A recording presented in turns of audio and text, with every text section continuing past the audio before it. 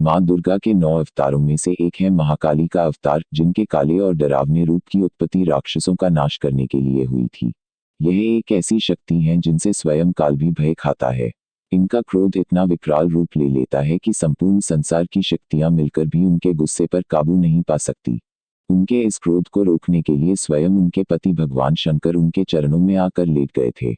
इस संबंध में शास्त्रों में बहुत सारी कथाएं वर्णित हैं। लेकिन क्या किसी को ये मालूम है कि भगवान शंकर को क्यों आना पड़ा माता के पैरों के नीचे? अगर नहीं तो चलिए जानते हैं इस कथा के माध्यम से।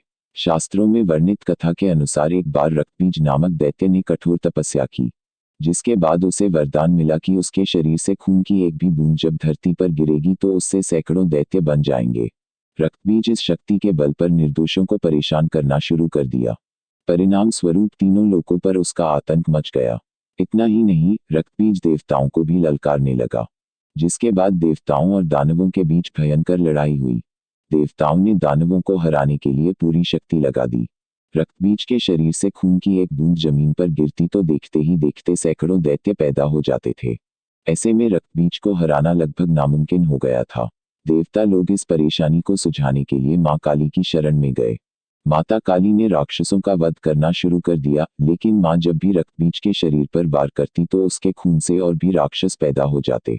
इसके लिए माँ ने अपनी जीभ को बड़ा कर लिया, जिसके बाद रक्तबीज का रक्त जमीन पर गिरने की बजाय माँ की जीभ पर गिरने लगी।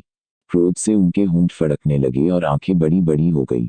महाकाली के विकराल रूप को देखकर सभी देवता परेशान हो गए, क्योंकि उन्हें शांत करना किसी के बस की बात नहीं थी। दानवों की लाशें बिछने लगी।